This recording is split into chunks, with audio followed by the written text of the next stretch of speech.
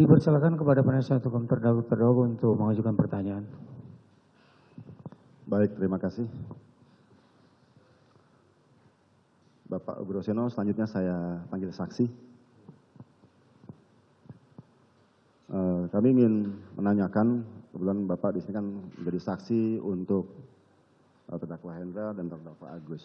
Mungkin dapat dijelaskan sejak kapan saksi menjabat sebagai Kadif Propam Polri? Saya menjabat Kepala Divisi Profesi Pengamanan Polri sejak tahun 2009 sampai tahun 2010. 2009 sampai dengan 2010 ya. Pada saat saksi menjabat sebagai Kadif Propam Polri, apakah saksi mempunyai anggota di Propam terdakwa Hendra dan terdakwa Agus? Ya, saya saat Kadif Propam bersama saudara Hendra Kurniawan waktu itu di Biro Paminal. Di Biro Paminal ya? Iya. Iya. Sedikit mungkin terkait masalah teknis pada saat Bapak menjabat sebagai Kadif Propam. Apakah pada saat Bapak menjabat dulu ada kejadian menonjol, ya, di mana secara paralel ada satu pemeriksaan ditangani satuan kerja lainnya. Sebagai contoh mungkin antara Div Propam atau khususnya Paminal bekerja sama dengan satuan kerja reserse, seperti itu. Ya, terima kasih. Jadi pada saat saya menjabat Kepala Divisi Propam, kebetulan saat itu ada kasus penembakan yang diduga dilakukan oleh seseorang yang berkait dengan Ketua KPK saat itu, Pak Antasari. Kemudian melibatkan juga ada anggota Polri yang terlibat di dalamnya. Nah, sehingga pada saat penanganan Pak Antasari dan saksi-saksi diperiksa di Polda Metro Jaya. Kemudian saya mendapat perintah dari Pak Kapolri waktu itu untuk segera mengamankan Kombes B dengan arahan Pak Kapolri, hati-hati dengan senjatanya. Jangan sampai ada korban anggota Propam atau anggota kita lainnya. Tolong didekati, kemudian disita senjatanya dan segera dibawa ke Bareskrim Polri. Nah, kemudian saudara Widyadi saya serahkan di Bareskrim dan diperiksa oleh pihak Bareskrim Polri. Tapi belum ditahan. Setelah diperiksa di Bareskrim, kemudian diserahkan ke Propam Polri, diperiksa oleh Propam, dan akhirnya penanganan selanjutnya ditangani oleh Polda Metro Jaya. Jadi hubungan antar satuan kerja di kepolisian itu sangat wajar dan lazim seperti itu, Pak? Ya, jadi secara struktural dan fungsional memang sudah bekerja seperti itu. Sudah bekerja seperti itu, baik. Selanjutnya, pada saat ada kejadian, pada saat Bapak bertugas mungkin punya pengetahuan atau mengetahui apabila ada satu kejadian di TKP, itu melibatkan anggota Polri, itu biasanya siapa yang terlebih dahulu mengamankan? Iya, jadi kalau ada satu kejadian di situ, apakah korbannya anggota Polri atau diduga pelakunya anggota Polri, nah, ini Propam harus segera turun untuk mengamankan. Jadi bisa bersama-sama dengan pihak reserse wilayah, bisa juga yang mendengar duluan kan ada piket di Propam. Jadi itu mendengar langsung ke TKP dan membuat laporan. Itu berangkat ke TKP itu tanpa menunggu surat perintah, karena harus segera ke TKP, menangani TKP sejak awal supaya bisa mengamankan berkaitan dengan senjata api yang kemungkinan ada di TKP dan melibatkan anggota Polri tadi. Oh, begitu ya. Apakah memungkinkan itu kalau misalnya yang mengamankan serse, mengamankan senjata, apakah dimungkinkan seperti itu? Apakah ada kekhawatiran serse tersebut melakukan perlawanan makanya itu Propam atau Provos yang terlebih dahulu datang ke TKP atau Propam khususnya pada umumnya yang ke TKP? Ya, itu memang standar universal di beberapa negara di dunia. Jadi kalau ada dugaan anggota yang membuang tembakan, menembak, kemudian juga menembak dalam peringatan atau menembak seseorang, itu memang Propam harus turun duluan. Nah, dia melakukan tindakan menyita senjata, mengamankan, bukan menyita. Kalau menyita nanti kaitan dengan penyidikan. Mengamankan senjata, kemudian membuat laporan. Nah, nanti apabila akan ditangani reserse, ya diserahkan saja kepada reserse pakai berita acara. Seperti itu aja. Oh, jadi semudah itu ya Pak ya. Nah, Ya. Selanjutnya apabila terjadi kejadian yang seperti itu untuk anggota khususnya nanti di Paminal itu untuk melakukan penyelidikan tentunya, apakah pada saat kejadian atau setelah mengamankan itu wajib dibuatkan sprint atau bagaimana? Tergantung kejadian. Kalau kejadian ya seperti yang terjadi di Duren 3 misalnya gitu ya. Itu kejadian yang mendadak, tidak pernah ada yang tahu sebelumnya, begitu mendengar tanpa surat perintah pun ada piket bisa langsung ke TKP. Oh, jadi bisa langsung ke TKP? Bisa, nggak ada masalah, membuat nanti berita acara di TKP atau laporan hasil mendatangi TKP. Kita kan bisa masing-masing sudah ahli membuat berita acara dan sebagainya. Berita acara pendapatan. Nah, itu dilaporkan pada pimpinan. Nah, pada saat nanti misalnya ditindaklanjuti reserse, itu akan menjadi petunjuk sesuai dengan pasal 184 KUHP, petunjuk bisa menjadi rangkaian alat bukti tadi. Baik. Kalau saat ini kan mungkin sistemnya ketika ada kejadian itu dibuatkan infosus. Pada saat zaman Bapak itu sama infosus juga atau bukan Pak? Ya, infosus tetap dibuatkan karena itu untuk bertanggung jawab kalau suatu saat ada hal-hal misalnya terjadi yang pertanyaan-pertanyaan dari media, dari pimpinan, dari kepala negara itu memang ada laporannya tertulis bukan hanya lisan. Di dalam infosus itu ya. Ya. Nah, kemudian setelah infosus kan sebagai dasar akhirnya dibuatkan sprint ya Pak, kayak gitu. Ya, kalau memang sudah ada info khusus untuk administrasi tindakan selanjutnya sebaiknya dibuatkan surat perintah. Iya. Jadi ada satu hal yang menarik, mungkin saya tidak tahu apakah memang terjadi pada saat eranya Bapak pejabat sebagai Kadif Propam pada saat itu. Pemberlakuan sprint ini tentunya wajib dengan tanggal kapan diberlakukannya seperti itu. Nah, apakah pada saat Bapak ada juga sprint yang masih dikosongkan tanggal mulai berlaku sejak tanggal kapan sampai dengan tanggal kapan? Itu apakah pernah terjadi, Pak? Menurut saya itu bukan hal yang prinsipil yang harus dipenuhi ya. Jadi yang penting surat perintah itu sudah ditandatangani, kemudian diberikan tanggal kapan ditandatangani biasanya ada. Itu bisa dilihat juga arsipnya, biasanya pada tanggal. Kemudian diberikan nomor, itu sudah cukup. Kalau dilihat nanti misalnya berlakunya kapan, biasanya sudah ada bulannya. Ya kan?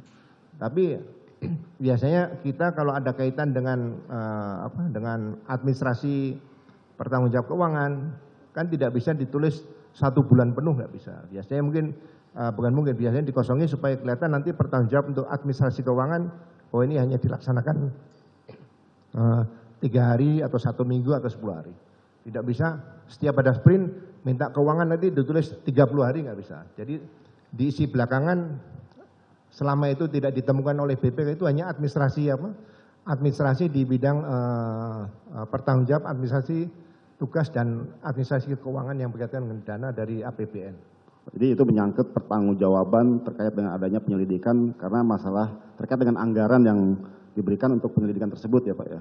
Iya, jadi surat perintah itu setelah saya katakan tadi itu sah, kalau hanya tanggal itu biasanya hanya dikaitkan dengan waktu yang berkaitan dengan anggaran kira-kira nanti diminta pertanggungjawabannya kepada negara. Baik. Selanjutnya. Kalau pada saat era Bapak, sprint itu harus dibuat siang hari atau bisa malam hari atau waktu hari libur atau hari besar, apakah bisa dibuat sprint, Pak?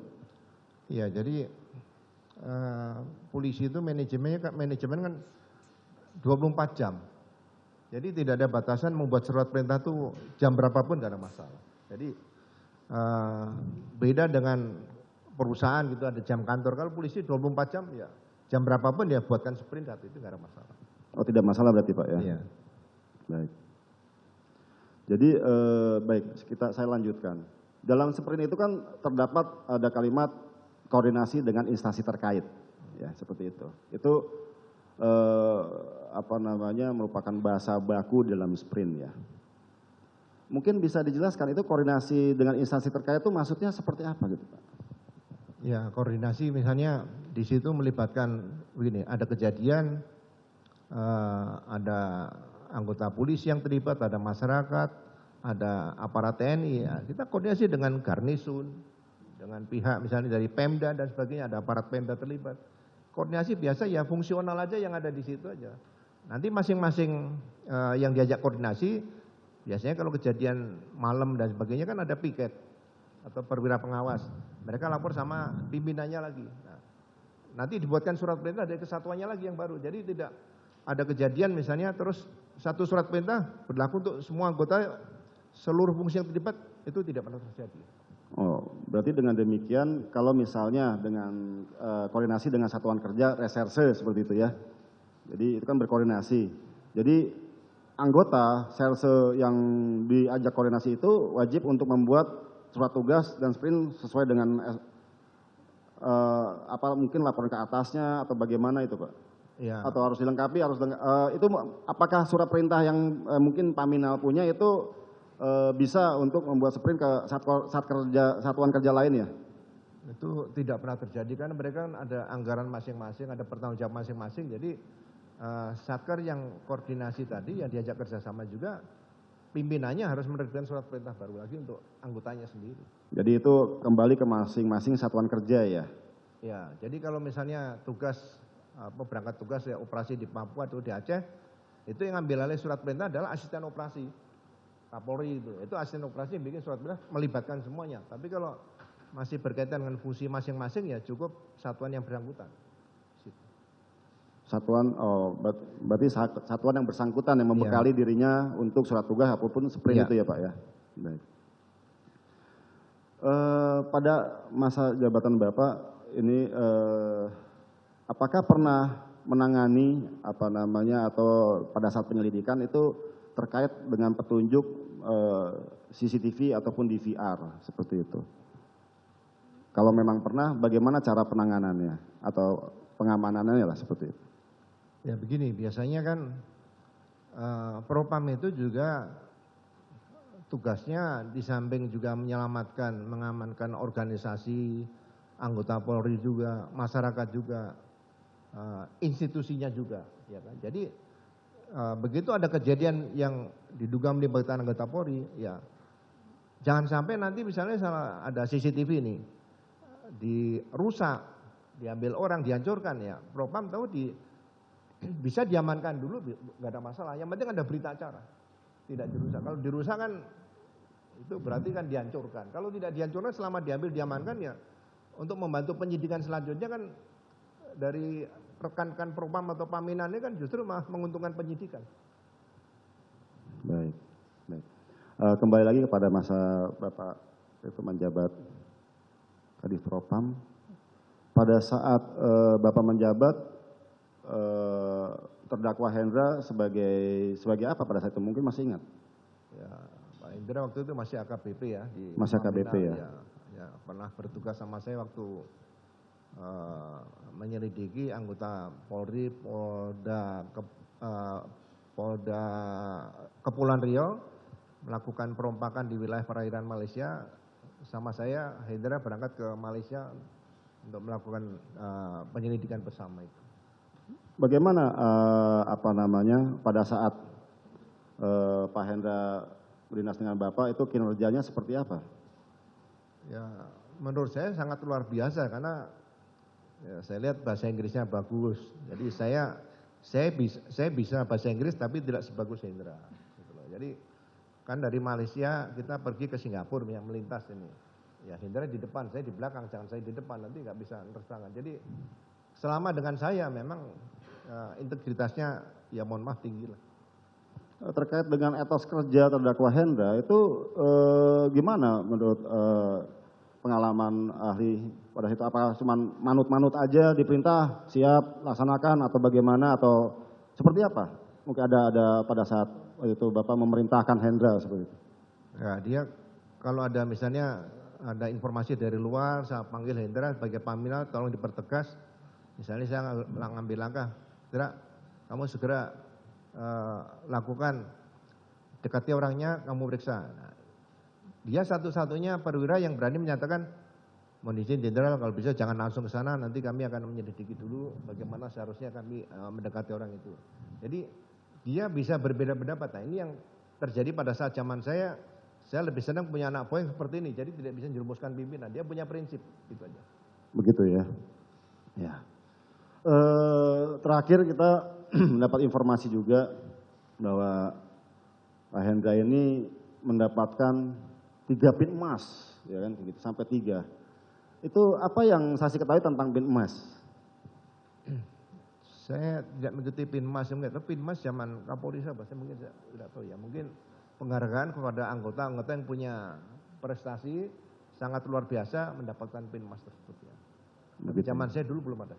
Oh, zaman Bapak belum ada ya, belum dikasih ya. Baik. Selanjutnya, kalau misalnya satuan kerja di reserse, ada anggota ya, satuan kerja di reserse, dia kan bersifat organik di satuan kerjanya, itu ditempatkan di satuan kerja yang lainnya. Berarti di BKO kan lah. Dalam hal ini kalau dalam kasus lingkaran kasus 340 ini itu kan almarhum Yosua itu adalah organiknya di Tipidum, ya kan gitu. Dia ditempatkan di BKO kan di Propam. Nah, kalau misalnya ada kejadian sama orang yang bersangkutan tersebut, itu yang mempunyai satu lingkup tanggung jawab terkait dengan anggota tersebut, apakah tetap Propam karena dia BKO di Propam atau di Pidum juga? Ya seharusnya dia organik di mana? Kalau BKO kan hanya sementara yang melaksanakan tugas. Iya. Jadi seharusnya organisasi yang organik yang bersangkutan lah yang bertanggung jawab kalau ada apa-apa.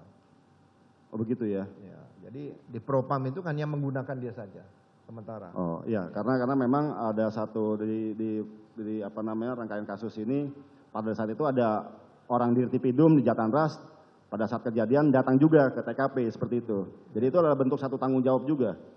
Kepedulian gitu, kepedulian atas anggotanya yang saat itu ada terjadi penembakan seperti itu. Itu wajar seperti itu ya? Ya sebetulnya kalau ada kejadian kan ada wilayah dulu yang pertama turun. Ya. Ya kan? Jadi kalau wilayah sudah turun, kalau biasanya menyangkut kasusnya itu mempunyai perhatian yang tinggi dari masyarakat misalnya. Itu semua fungsi tidak langsung masuk ke TKP yang menangani adalah wilayah, lokus delikti di situ. Jadi pihak-pihak lain yang datang ke situ mungkin bisa memberikan saran dan sebagainya. Jadi penanganannya itu harus mengedepankan wilayah dulu yang bekerja. Baik. Jadi tapi terkait dengan pertanggungjawaban dia organik di mana dia berasal itu menjadi satu tanggung jawab organiknya itu tersebut ya. Iya, tetap tanggung jawab. Kepedulian mungkin ya seperti itu ya. Baik.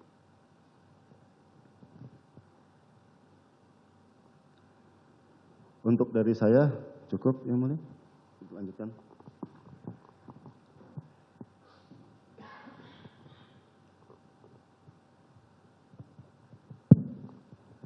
Terima kasih yang mulia. Izin melanjutkan. Bapak Ugroseno. Selanjutnya saya panggil saksi ya Pak.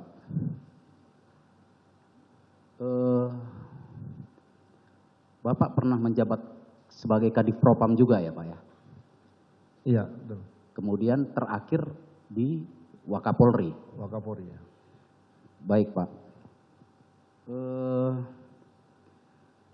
Sewaktu Bapak menjadi Kadif Propam dan sampai saat ini, apakah Propam itu melakukan atau menjadikan objek pemeriksaan di Propam itu adalah polisi-polisi yang patut diduga melakukan pelanggaran? Ya, objek dari pemeriksaan Propam ya mulai dari yang masih belum jelas, biasanya tangani Paminal, begitu cukup bukti, biasanya kalau kaitan kode etik ya bisa ditangani dengan Biro Pertanggungjawab Profesi, tapi kalau misalnya berkaitan dengan ini pelanggaran disiplin ditangani oleh pihak Profesi. Berarti semua yang urusan dengan Propam biasanya ada masalah. Walaupun belum tentu salah, tapi pasti ada laporan diduga gitu aja pelanggaran. Baik, pertama berarti yang melakukan penyelidikan itu adalah Paminal ya Pak? Ya, Paminal itu biasanya kemampuan orang intelijen banyak di Paminal di sini digunakan. Jadi Paminal itu nggak dikenal orang, tapi kayak ya seperti silent operation gitu. Jadi dia akan menyelidiki tanpa menyentuh objek. Itu Paminal. Baik Pak. Paminal itu di mana terakhir yang menjabat Karo ini adalah terdakwa HK ya Pak ya. Kemudian Pak, saya ingin bertanya lagi, apabila di Paminal itu ada seseorang polisi yang sedang diperiksa dan kemudian hasil pemeriksaan di Paminal itu sudah dinyatakan terbukti melakukan pelanggaran dan sudah dilimpahkan ke Waprov, tinggal menunggu proses dari Waprov, apakah di PTDH atau apa. Tetapi di Paminal itu sudah selesai dengan dinyatakan terbukti melakukan pelanggaran. Kemudian orang tersebut menjadi pemeriksa kembali atau ditunjuk untuk memeriksa terdakwa HK untuk kasus yang juga tidak dikehendaki oleh terdakwa HK ini. Apakah itu boleh, Pak? Ya. Saya pernah menangani seorang perwira tinggi dengan diduga alat bukti yang saya temukan melalui Paminal waktu itu, dia melakukan dugaan-dugaan yang mengarah ke pidana. Langsung saya buatkan nota dinas kepada Kapolri, mohon dinonaktifkan pejabat atau perwira tinggi tersebut dalam rangka pemeriksaan Propam. Dan itu kemudian dikeluarkan surat keputusan Kapolri yang bersangkutan dinonaktifkan dulu, dinonaktifkan. Jadi tidak boleh melakukan kegiatan, apalagi melakukan suatu penyidikan seperti itu. Ini bisa ada hal-hal yang, apalagi sudah pernah diperiksa Propam sebelumnya, ini kan ada konflik of interest. Ini sebetulnya jangan sampai terjadi. Kalau menurut saya, ya apa yang dilakukan itu udah cacat hukum menurut saya.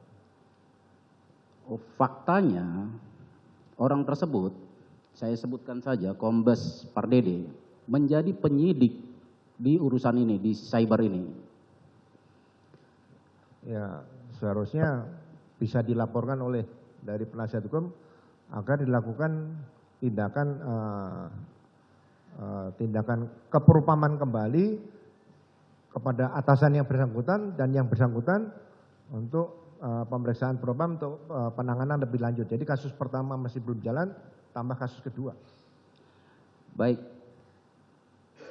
Pak Saksi, saya bacakan ini pasal 14 huruf M Perkap tentang kode etik profesi Polri. Ya, Perpol. Setiap anggota Polri dalam melaksanakan tugas penegakan hukum sebagai penyelidik, penyidik pembantu, dan penyidik dilarang menangani perkara yang berpotensi menimbulkan konflik kepentingan. Apakah dengan seorang terduga pelanggar yang sudah terbukti di Paminal, kemudian menjadi penyidik di perkara yang melibatkan terdakwa HK, apakah menyalahi aturan ini? Ya, justru itu, kalau ada isu seperti itu, menurut saya, ya, Paminal yang sekarang ini turun, kemudian melakukan langkah-langkah, siapa yang memerintahkan orang yang bermasalah tadi untuk melakukan tindakan-tindakan kepolisian, misalnya melakukan pemeriksaan. Ini masalah menarik supaya ke depan nanti hal seperti itu tidak terjadi lagi demi organisasi Polri yang lebih baik yang kita cintai ke depan. Baik, saksi. Terkait hasil pemeriksaan yang dilakukan oleh oknum tadi, apakah patut diduga tidak sah atau ada kepentingan di dalamnya? Ya sekarang bisa diuji nanti kalau dia dilaporkan ke Propam. Menurut saya berita acara seperti ini ada motif apa? Ya, nyatakan saya tidak sah, kemudian ditangani oleh Propam. Dilaporkan bahwa berita acara ini tidak sah, laporkan Propam di proses selanjutnya, gitu saja. Terima kasih saksi. Untuk sementara cukup dari saya. Ya, masih. Satu lagi. Silakan. Terima kasih. Tadi saya terlewat. Tadi saksi kan menjabat dari sejak 2009 sampai dengan 2010 ya. Pada saat saksi menjabat itu terdakwa Hendra sudah menjabat juga di sana? Sudah Ya? Nominal ya. Ya. Karena sampai dengan saat ini ternyata biasanya orang masuk Paminal buat mungkin stepping stone, habis itu jadi Kapolres dan lain sebagainya. Ternyata sampai dengan 2009-2010 Bapak menjabat Kadif Propam, sampai dengan saat ini terakhir jabatannya terdakwa sebagai Karo Paminal dan tidak pernah pindah-pindah lagi selain di Paminal. Itu menurut pengalaman dari saksi itu ada nggak polisi seperti itu, hobinya di Paminal terus? Biasanya orang kan mau nyari tempat-tempat yang lebih baik gitu. Ya, saya tidak pernah melihat seperti itu. Biasanya orang kalau tugas di Propam itu ya kalau bisa jangan lama-lama. Kalau bisa jangan lama-lama ya. Apalagi Paminal itu ya. Sebenarnya Paminal kalau zaman dulu kan pengamanan sandi. Orang kalau waktu saya masih pangkat mayor tahun 90-an itu kalau lihat Pamsan itu udah ini pasti akan ngawasi saya gitu. Ya, jadi memang ditakuti, disegani gitu. Jadi kalau Pak Hendra Kurniawan tugas di Paminal, saya juga begitu mendengar peristiwa ini, Hendra ini kok mencintai Propam. Ini mungkin sangat luar biasa, jarang polisi seperti ini. Begitu ya. Jadi jarang polisi mau lama-lama di Paminal ya Pak ya? Ya, kecuali jadi fungsi yang lain lah mungkin ya.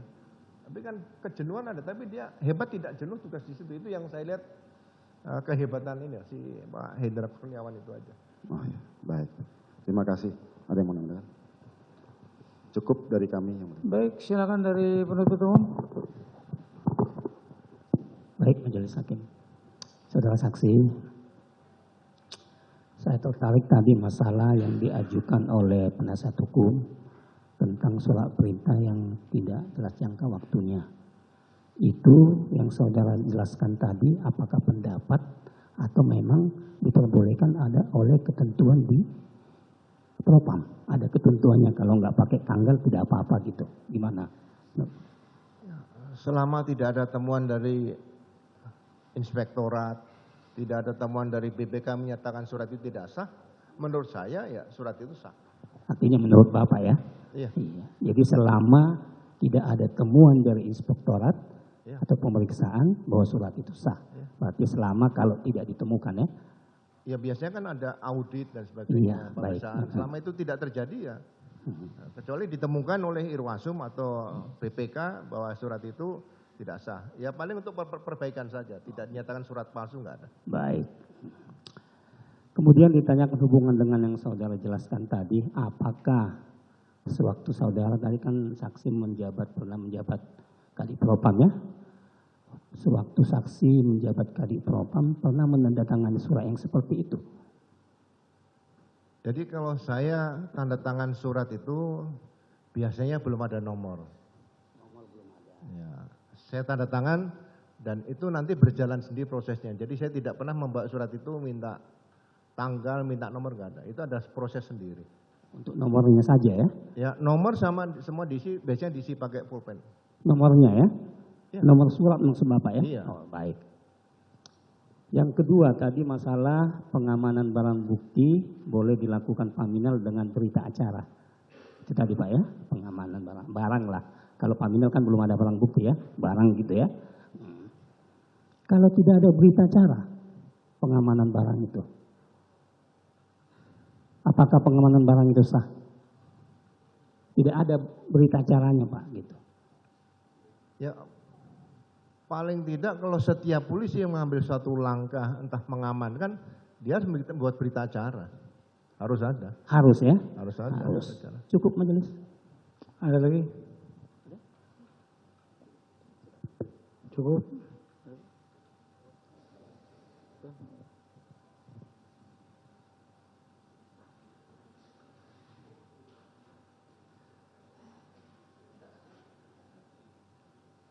Saya sedikit aja, saudara saksi ya, terkait dengan soal garis tanggung jawab dan garis koordinasi antara unit. Kan tadi saya singgung di hadapan ahli administrasi negara tadi tentang Perkapolri 6 tahun 2017 tentang struktur dan struktur organisasi dan tata laksana di Mabes itu kan. Ada unsur pimpinan, ada unsur pembantu pimpinan dan pengawasan ya. Kemudian ada unit, namanya unit ya, unit pelaksana. Nah, di bagian struktur organisasi itu kan di Propam itu di bagian unit pembantu ya, pembantu pimpinan ya, betul? Iya. Betul. Nah, kemudian kalau Bareskrim itu kan unit pelaksana. Pelaksana. Nah, apakah saksi bisa menjelaskan dari sisi filosofi pembagian unit itu dikaitkan dengan bagaimana koordinasi yang dilakukan antara dua unit yang katakanlah dua-duanya itu kalau saya lihat bagannya itu semua bertanggung jawab kepada Kapolri ya, kepada pimpinan. Bisa saksi jelaskan? Iya, biasanya kalau ada masalah Kapolri kan mendapat laporan 1 kali 24 jam. Ya. Apalagi itu nanti ditangani Propam juga datang, Bareskrimnya juga ada yang datang, dari wilayah juga ada, dari Intel ada. Biasanya langsung dilanjutkan rapat atau gelar perkara tersebut yang dipimpin oleh Kapolri atau Wakapolri atau siapa yang ditugaskan, misalnya Irwasum. Ya, baik. Saya tanyakan lagi.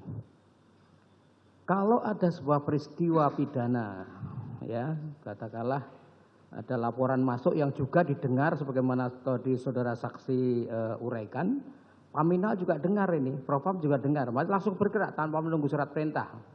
Bisa dimaklumi itu ya, di lapangan bisa kita maklumi juga. Nah, Propam ke sana, Paminal ke sana, ke tempat terjadinya peristiwa ya, TKP. Beritanya kan terjadi antar anggota begitu kan. Propam ke sana, Paminal ke sana, tapi di sana juga sudah ada unsur dari reskrim. Ya. Bahkan dia sudah melakukan fungsi reskrimnya. Kalau sudah seperti itu bagaimana sesuai dengan pengalaman saksi selama saudara pernah menjadi Kadif Propam di sana? Terkait dengan soal koordinasi tadi loh. Di sana sudah ada reskrim, sudah bekerja juga fungsinya. Nah, pembagian koordinasi tadi seperti apa? Bisa saudara saksi jelaskan?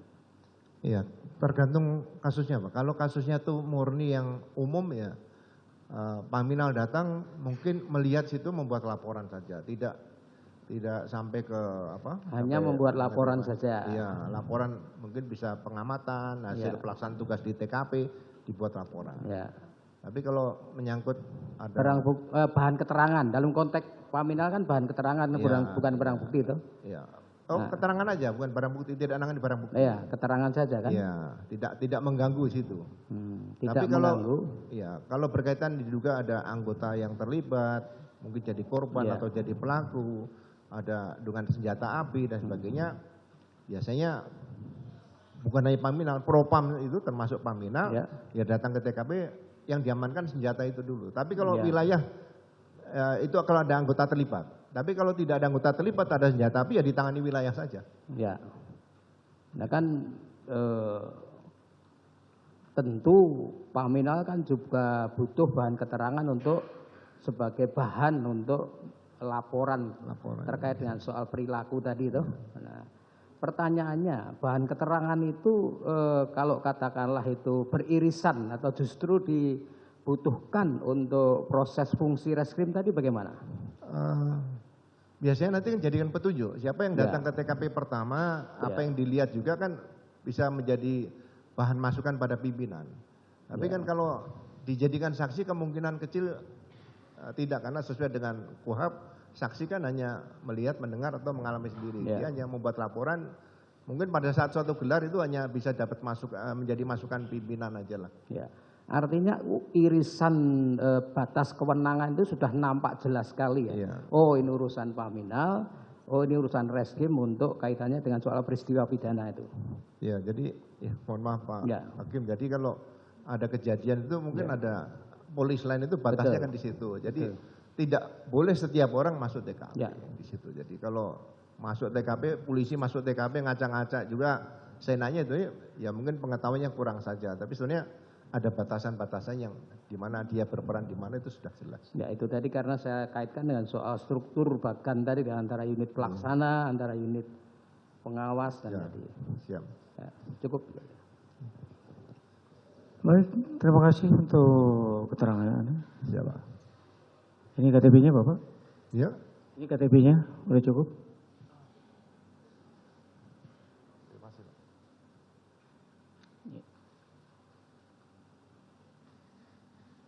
Silakan duduk. Iya, kami belum tanyakan kepada terdakwa. Ada pertanyaan atau tanggapan dari saksi Arjat ini? Cukup yang mulia. Cukup? Cukup ya. Baik, terima kasih. Terima kasih Pak.